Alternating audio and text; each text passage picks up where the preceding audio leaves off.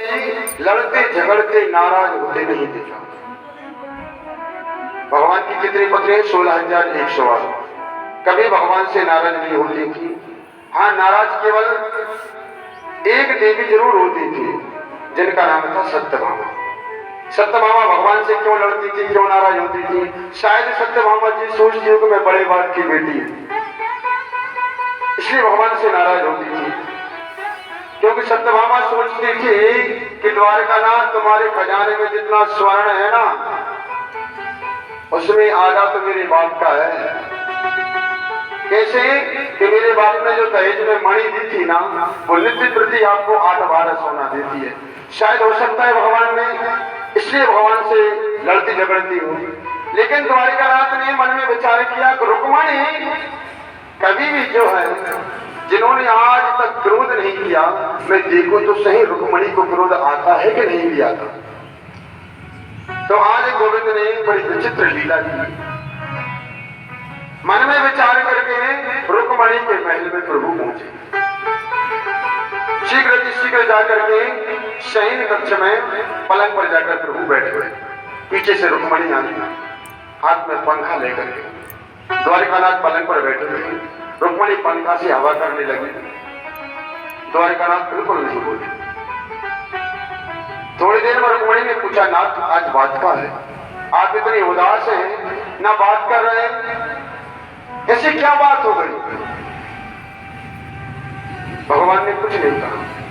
रुक्मणी फिर बोली, नाथ मुझसे कुछ अपराध हो गया, मेरे से कोई गलती हो गई, कुछ तो बताएं, बात है क्या? द्वारिकानाथ कुछ नहीं बोले। रुक्मणी बार बार कहती है, प्रभु बताओ आज बात क्या है, मेरे से कोई गलती हो गई, अपराध हो गया क्या? जब बार बार रुक्मणी ने कहा तो द्वारिकानाथ बोले, रुक्मणी एक आध गलती यदि तुमसे भई हो तो मैं बताऊं, तुम गलतियों पर गलती करती जा रही हो। रुक्मणी सोच में पड़ गई कि मेरे से ऐसी कौन सी गलती हुई। रुक्मणी ने कहा, नाथ बताओ मेरे से क्या अपराध हुआ है, कौन सी गलती हुई?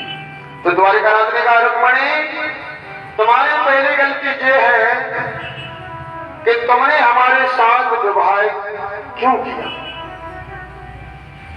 और ये बताओ तुमने हमारे साथ विवाह किया, विवाह करने के बाद तुमको क्या मिला? अरे तुम्हारे साथ विवाह करने के लिए एक से एक राजा राजकुमार लालायित थे। देखो शिशुपाल तुमको कितना चाहता था और तुम्हारे साथ विवाह करना चाहता था, लेकिन तुमने शिशुपाल को छोड़ करके हमारे गले में माला डाली और तुमने हमारे साथ विवाह किया, तुमको मिला क्या? अंत में भगवान बोले, रुक्मणी अभी भी कुछ नहीं बिगड़ा, यदि तुम चाहो तो हम शिशुपाल से बात कर सकते हैं तुम्हारे विषय में। तो भगवान जी कब कह रहे हैं? जब नाती पूता हो गए। तो आजकल कोई कहेगा देख ले, ठीक है ना? तो भगवान ने रुक्मणी से जब कहा और रुक्मणी के चेहरे की ओर देखा तो क्रोध नहीं आया।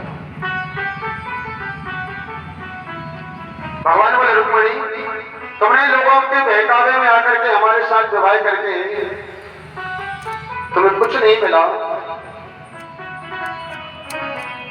और देखो कहा तुम और कहा मैं, तुम्हारी मेरी कोई बराबरी नहीं थी।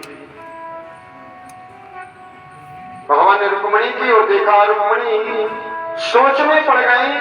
भगवान सोचने लगे रुक्मणी को क्रोध आएगा, रुक्मणी मुझसे गलत सलत कुछ कहेंगी। लेकिन सुखदेव जी कहते कि परीक्षित रुक्मणी को क्रोध तो नहीं आया, और रुक्मणी जो है सोचते सोचते मूर्छित होकर के पृथ्वी पर गिर पड़ी। जैसे रुक्मणी के हाथ से पंखा छूटा, रुक्मणी गिरी, तो द्वारिकानाथ ने चतुर्भुज रूप धारण किया। 2 हाथ से रुक्मणी को उठाया, एक हाथ से रुक्मणी की अलकावली को संभाला और दूसरे हाथ से रुक्मणी के चेहरे पर जो पसीना था उसको प्रभु ने अपने पीतांबर से पहुंचा। रुक्मणी की हवा करते करते जैसे रुक्मणी को होश आया, रुक्मणी ने द्वारिकानाथ के हाथ जोड़े और बोली, नाथ आपने सही कहा कि तुम्हारी और मेरी बराबरी नहीं थी, वो तो आपने मेरे ऊपर कृपा की और मुझे अपना लिया। आपने कहा है कि लोगों के बहकावे में आकर के तुमने मेरे साथ विवाह किया, लोग तो मेरी झूठी बड़ाई करते रहते हैं। रुक्मणी कहती है, नाथ वो भी सत्य है, आपकी बड़ाई वही कहते हैं जिनके पास कुछ नहीं। संत महात्मा अमलात्मा सिद्धि योग ने जो 2400 घंटे आपके कि आपने मुझे अपना लिया है। भगवान बोले रुक्मणी, मैं तो सोच रहा था तुमको क्रोध आएगा, मैंने विनोदवश आपसे इस प्रकार के वचन कहे थे। प्रभु ने रुक्मणी को संतुष्ट किया। इसके बाद में अपने प्रभु मंत्रालय में आए और उद्धव से बोले कि उद्धव हमें पहले कहां चलना चाहिए, हस्तिनापुर चले या राजा जरासंध के यहां चले। तो प्रभु जो है विचार करके हस्तिनापुर गए। हस्तिनापुर जाकर के